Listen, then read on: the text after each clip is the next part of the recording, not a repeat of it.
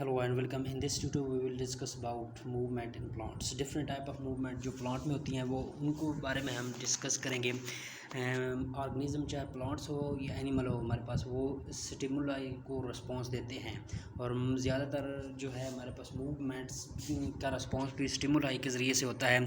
तो एनिमल की बात करें तो वो तो मूवमेंट करते हैं, बाकायदा शो करते हैं, एक जगह से दूसरी जगह चल के जाते हैं. लेकिन जो है एनिमल्स प्लांट्स की बात करें वो फिक्स्ड होते हैं, तो उनका जो है पैटर्न ऑफ ग्रोथ चेंज होता है और वो हमारे पास अपनी जगह फिक्स रह के हमारे पास लोकलाइज्ड मूवमेंट करते हैं और एक जगह से दूसरी जगह लोकोमोशन नहीं करते हैं. टाइप्स ऑफ मूवमेंट की बात करें तो ऑटोनॉमिक मूवमेंट्स होती हैं और पैराटोनिक मूवमेंट होती हैं. ऑटोनॉमिक मूवमेंट्स हमारे पास स्पॉन्टेनियस मूवमेंट होती हैं जो खुद ब खुद होती हैं इंटरनल काजेज़ की वजह से, और पैराटोनिक मूवमेंट्स जो हमारे पास होती हैं एक्सटर्नल काजेज़ की वजह से होती हैं हमारे पास.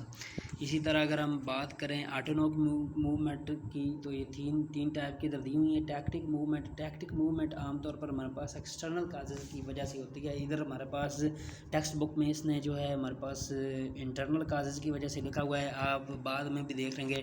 बाकी target movement, internal movement, growth movement internally ही होती है हमारे पास. तो अगर हम इसको देखें टैक्टिक मूवमेंट ने कुछ ने क्या कहा हुआ है, ये इंटायर सेल की मूवमेंट होती है, इंटायर ऑर्गेनिज्म की मूवमेंट होती है जो कि हमारे पास इंटरनल स्टिमुलस की वजह से होती है. हालांकि ये एक्सटर्नल स्टिमुलस की वजह से होती है. टैक्टिक मूवमेंट हमारे पास पॉजिटिव होती है if it is toward the stimulus, मतलब कहीं स्टिमुलस की तरफ जा रहा है, मतलब कोई चीज़ स्टिमुलस की तरफ जा रही है तो मीन एक्सटर्नली ही स्टिमुलस कुछ आ रहा है. और हमारे पास नेगेटिव होती है अगर ये अवे फ्रॉम द स्टिमुलस होती है. ये लोकोमोशन की मूवमेंट होती है.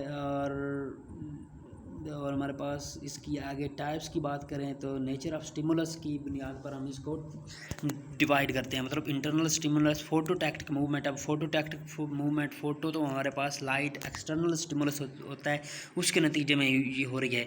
It is the movement in response to stimulus of light के नतीजे में हो रही है. और सोर्स ऑफ लाइट की तरफ हो, it is toward the source of light तो इसको पॉजिटिव कहेंगे, और away from the source of light हो तो उसको हम नेगेटिव कहते हैं. जो इसकी बेस्ट एग्जांपल जो है टैक्टिक मूवमेंट की हमारे पास जो है वो मूवमेंट ऑफ क्लोरोप्लास्ट होती है. साइक्लोसिस के ज़रिए से जो हमारे पास मूवमेंट होती है वो टैक्टिक मूवमेंट होती है. और टैक्टिक मूवमेंट में इसने जो फोटो टैक्टिक मूवमेंट बताया हुआ है ये तो हमारे पास एक्सटर्नल स्टिमुलाई की वजह से होती है. और क्लोरोप्लास्ट की साइक्लोसिस की मूवमेंट जो पैसिवली होती है हमारे पास वो भी हमारे पास टैक्टिक मूवमेंट होती है. और this movement help chloroplast to observe maximum light for CO2 fixation के ज़्यादा से ज़्यादा लाइट को ऑब्जर्व करने में ये मदद करती है.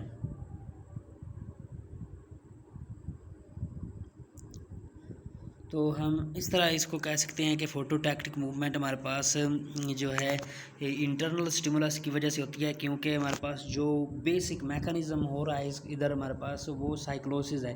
और साइक्लोसिस के नतीजे में जो हमारे पास फोटो या लाइट वगैरह ऑब्ज़र्व हो रही है, उसके ऑब्ज़र्व होने को हम जो है इंटरनल स्टिमुलस की वजह से ये सारी की सारी जो साइक्लोसिस की मूवमेंट हो रही है वो हो रही है. लेकिन फोटो की वजह से अगर लाइट हमारे पास स्टिमुलस है और उसके नतीजे में हमारे पास ऑर्गेनिज्म और इसका पार्ट्स मूव करते हैं तो ये हमारे पास एक्सटर्नल स्टिमुलाई होगा. तो हमारे पास क्लोरोप्लास्ट को मैक्सिमम अब्जॉर्प्शन ऑफ लाइट करने में मदद करती है. लाइट इंटेंसिटी और डायरेक्शन हमारे पास बहुत हमारे पास इसको अफेक्ट करती है कि लाइट किस एंगल पे पड़ रही है और उसकी इंटेंसिटी क्या है, ब्लू लाइट है, रेड लाइट है, और उसकी वेवलेंथ क्या है, वो सारा कुछ हमारे पास जो है अब्जॉर्प्शन में अफेक्ट करता है. मतलब कुछ लाइट्स हमारे पास मैक्सिमम अब्जॉर्प्शन ब्लू और रेड लाइट के एरिया में होती है. और इसी तरह कीमोटैक्टिक मूवमेंट की बात करें तो in response to stimulus of chemical के नतीजे में होती है. जैसे स्पर्म होता है लिवरवर्ड्स का, मोसिस का, फर्न्स का, अगर ये हमारे पास आर्चिगोनिया की तरफ जाता है जो फीमेल पार्ट होता है प्लांट्स का, तो ये किसकी को स्टिमुलस के तौर पर इस्तेमाल करता है, न्यूक्लिक एसिड जो हमारे पास ओवम से रिलीज़ होता है उसके तो वो हमारे पास उसकी तरफ जाता है, उसको ये स्टिमुलस के तौर पर लेता है और उसकी तरफ जाता है। मतलब ये हमारे पास स्पर्म है और ये हमारे पास एग है, और एग से हमारे पास क्या न्यूक्लिक एसिड जो भी होगा वो स्टिमुलस होगा, और ये स्पर्म उस स्टिमुलस को फॉलो करता हुआ उसकी तरफ जाएगा। टर्गर मूवमेंट कहेंगे तो टर्गर चेंजेस और वाटर के चेंजेस, वाटर प्रेशर के चेंजेस की वजह से जो मूवमेंट होती हैं तो वो हमारे पास टर्गर मूवमेंट होती हैं।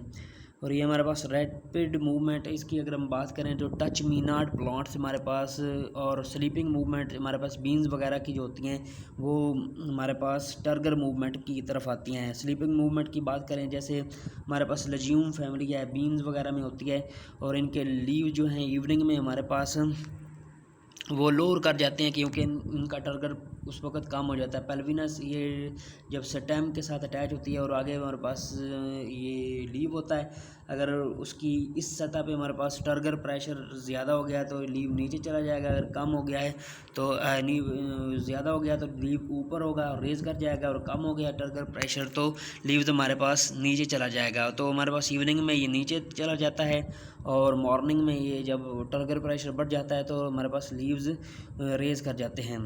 जैसे place of attachment of leave with the shoot, ये इसको हम पल्विनस कहते हैं। तो ये स्वोलन पोर्शन होता है हमारे पास पट्यूल का, जो लीफ का पॉट होता है, और पैरेन्काइमा सेल पर मुश्तमिल होता है। अगर इसके मैकेनिज़्म की बात करें तो टर्गर प्रेशर जब लोअर साइड पल्विनस की लोअर साइड पे हमारे पास इंक्रीज़ होता है तो रेज कर जाता है, और जब हमारे पास प्रेशर कम होता है तो हमारे पास ये नीचे लोअर स्लीपिंग पोजीशन में चली जाती हैं। आगे मैमोसा प्लांट की बात करें, टच मी नॉट प्लांट की बात करें, जब इसको टच किया जाता है तो हमारे पास लीव जो है उसका टर्गर प्रेशर कम हो जाता है। क्यों कम होता है? हमारे पास पोटाशियम आयन जो है वो इस इधर से पल्विनस वाले पार्ट से हमारे पास निकल जाते हैं, और जब पोटाशियम आयन निकलते हैं तो वाटर भी ओस्मोसिस के ज़रिए से उसको फॉलो करता हुआ निकल जाता है। जब वाटर निकल जाता है तो हमारे पास टर्गर प्रेशर कम होता है लीव से, लीव की इस पार्ट से हमारे पास पोटाशियम इधर चले गए हैं स्टेम के अंदर, और तो वाटर भी स्टेम के अंदर चला जाएगा तो टर्गर प्रेशर कम हो जाएगा, लीव ऑटोमेटिकली हमारे पास रेज नहीं होगा, डाउन हो जाएगा। आगे अगर हम बात करें ग्रोथ मूवमेंट, तो अनइक्वल ग्रोथ मूवमेंट जो टू साइड्स पे होती हैं हमारे पास प्लांट्स की, उनकी वजह से अगर हम मूवमेंट की ये बात करें तो हमारे पास ग्रोथ मूवमेंट इनको कहते हैं, इंटरनल स्टिमुलस की वजह से होती है।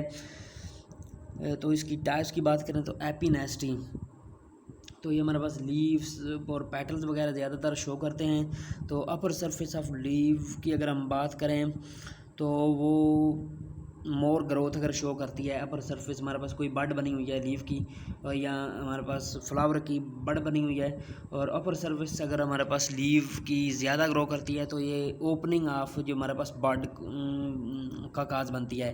लेकिन अगर लोअर सरफेस बड पे ज़्यादा ग्रोथ होती है तो ये क्लोजनिंग ऑफ बड का काज बनती है। जैसे upper surface of leaf in the bud condition show more growth as compare to the lower surface lead to the opening of bud. इसी तरह हाइपोनास्टी की बात करें तो हमारे पास ये उसका अपोजिट होता है कि लोअर सरफेस पे हमारे पास ज़्यादा ग्रोथ होगी, लोअर सरफेस ऑफ लीफ पे ज़्यादा ग्रोथ होगी तो हमारे पास क्लोजनिंग ऑफ बड। न्यूटेशन की बात करें तो हमारे पास टिप ऑफ यंग स्टेम्स जो है जिग जैग मैनर में मूव करता है, मतलब कभी इधर ग्रोथ मूवमेंट ज़्यादा होगी तो इधर जाएगा, नीचे मूवमेंट होगी तो ज़्यादा होगा। इस तरह जहाँ मूवमेंट हमारे पास ज़्यादा ग्रोथ ज़्यादा होगी तो मूवमेंट उधर किस सिमत में शो करेगा, तो जिग जैग फैशन में मूव करेगा। फिर दूसरी तरफ ज़्यादा होगी तो ये जिग जैग फैशन में मूव करेगा, क्योंकि change in growth on opposite of apex, मतलब दोनों सीमतों पे कभी इधर हमारे पास ग्रोथ ज़्यादा हो जाएगी, कभी उधर होगी जाएगी, और जहाँ ज़्यादा हमारे पास ग्रोथ होगी वहाँ ये टिल्ट करता जाएगा। अगर पैराटोनिक मूवमेंट जो उसने बनाया हुआ है हमारे पास एक्सटर्नल काजेज़ की वजह से होती है, एक्सटर्नल काजेज़ आती हैं और वो आके मूवमेंट्स करवाती हैं। तो इसमें ट्रॉपिक मूवमेंट की बात करें तो हमारे पास ट्रोपस से निकला हुआ लफ्ज़ है जिसका मतलब है टर्न, मतलब मूव करना। It is the movement in curvature of whole organ toward away from the stimulus, मतलब टैक्टिक की भी उसने यही डेफिनेशन लिखी हुई है। हालांकि टैक्टिक की मूवमेंट्स इंटरनल स्टिमुलस की वजह से होनी चाहिए, उसको ये बताना चाहिए था कि इंटरनल स्टिमुलस की वजह से हो रही है जो कि लाइट की अब्जॉर्प्शन में मदद कर रही है, सच एज लाइट की के नतीजे में, ग्रेविटी के नतीजे में ये मूवमेंट होती है। फोटोट्रॉपिज्म की बात करें, movement of the part of plant in response to stimulus of light, तो इसके नतीजे में हमारे पास डिफरेंशियल ग्रोथ होती है पार्ट ऑफ प्लांट की, मतलब रूट की ज़्यादा ग्रोथ होगी या स्टेम की ज़्यादा ग्रोथ होगी तो डिफरेंशियल ग्रोथ होगी हमारे पास फोटो के ज़रिए से। थिग्मोट्रॉपिज्म जो है मूवमेंट के रिस्पांस में शो है, और टच मूवमेंट होती है टच के रिस्पांस में हमारे पास। जैसे क्लाइंब कर रही है वेन्स हमारे पास किसी दरख्त के ऊपर चढ़ रही है, तो जहाँ पे पट चढ़ रही होती है उसके आगे वाली सीमत पे अगर हमारे पास ग्रोथ स्लो होती है और पीछे वाली सीमत पे ज़्यादा होती है तो ये टर्न कर जाती है लीव स्टेम के ऊपर। इस तरह मूवमेंट को हम थिग्मोट्रॉपिज्म कहते हैं। जब इन कंटेक्ट में आती हैं, टच में आती हैं हमारे पास क्लाइंबिंग वाइन्स, तो हमारे पास अपोजिट सीमत में हमारे पास उनकी ग्रोथ ज़्यादा हो जाती है और कॉयल अराउंड सपोर्ट। और कीमोट्रॉपिज्म की बात करें तो केमिकल के नतीजे में कीमोट्रॉपिज्म मूव होती है। जैसे हाइफिया फंजाई केमिकल के स्टिमुलस को महसूस करते हुए केमिकल के स्रोत में आगे जहाँ केमिकल हो कीमोट्रॉपिक मूवमेंट शो करते हैं और कीमोट्रॉपिज्म शो करते हैं, और वहाँ chemical as a stimulus use करते हुए वहाँ उसकी सीमत में मूवमेंट शो करते हैं। हाइड्रोट्रॉपिज्म जो है स्टिमुलस वाटर के नतीजे में मूवमेंट होती है। इसमें स्टिमुलस हमारे पास वाटर होता है, जैसे हमारे पास रूट्स जो हैं वो वाटर की तरफ मूवमेंट शो करती हैं तो पॉजिटिव हाइड्रोट्रॉपिज्म होता है, और shoot away from water move करता है तो ये नेगेटिव हाइड्रोट्रॉपिज्म होता है। जियोट्रॉपिज्म की बात करें तो ज़मीन की तरफ मूवमेंट है, तो मतलब टूवर्ड दी हमारे पास स्टिमुलस है। स्टिमुलस क्या है हमारे पास, ग्रेविटी है, हमारे पास ज़मीन है, तो हमारे पास जो भी है हमारे पास आती है ये ग्रेविटी की सीमत में मूवमेंट करती है। जैसे शूट तो वो पॉजिटिव है, अगर शूट अगेंस्ट ग्रेविटी मूव करती है तो ये नेगेटिव जियोट्रॉपिज्म है।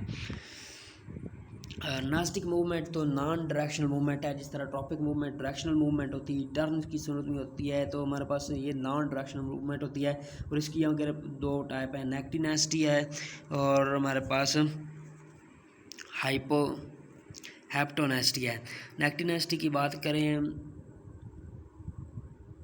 इन response to external stimuli leading to differential growth, external stimuli के नतीजे में होती है जिसके नतीजे में हमारे पास डिफरेंशियल ग्रोथ होती है। एक प्लांट के पार्ट की ज़्यादा ग्रोथ और दूसरे की कम होती है, और यह टारगेट की वजह से भी हो सकती हैं, ग्रोथ चेंजेस की वजह से हो सकती हैं। फोटोनेस्टी जो है इसमें फ़ोटो पीरियड हमारे पास जो है वो स्टिमुलस होता है। फ़ोटो के नतीजे में फ्लावर हमारे पास ओपन होते हैं, क्लोज होते हैं। लाइट इंटेंसिटी की वजह से मुख्तलिफ़ किस्म की लाइट की इंटेंसिटी मुख्तलिफ़ किस्म के फ्लावर की बड को खोल के फ्लावर की ओपनिंग और क्लोजिंग में मदद करती है। अगर थर्मोनेस्टी टेम्परेचर के रिस्पॉन्स में हमारे पास जो मूवमेंट नॉन डायरेक्शनल शो होती है, जैसे हमारे पास टॉलिप फ्लावर्स जो है नाइट को क्लोज हो जाता है, रैपिड ग्रो क्योंकि उसका ट्रिगर प्रेशर भी जो है कम हो जाता है लाइट के नतीजे में। तो इसमें लोअर साइड पे हमारे पास ज़्यादा ग्रोथ होती है जिसकी वजह में वो क्लोजनिंग ऑफ जो हमारे पास बॉड है उसकी उसमें मदद करती है। तो थर्मोनेस्टी में हमारे पास लोअर साइड पे हमारे पास ज़्यादा हमारे पास ग्रोथ होती है जिसकी वजह से हमारे पास क्लोजनिंग ऑफ बॉड होती है तो टॉलिप फ्लावर में। और जब ज़्यादा हमारे पास लाइट हो तो वो अपर सरफेस पे हमारे पास ज़्यादा ग्रोथ होती है जिसकी वजह से हमारे पास बॉड ओपन हो जाती है। अगर इस सतह पे ज़्यादा हमारे पास ग्रोथ कर रही है तो ये फ्लावर ओपन हो जाएगा, अगर इस सतह पे ज़्यादा है तो हमारे पास ये बॉड बन जाएगी इस तरह। इसी तरह अगर हम बात करें हेप्टोनेस्टी की तो ये कंटैक्ट के नतीजे में मूवमेंट होती है।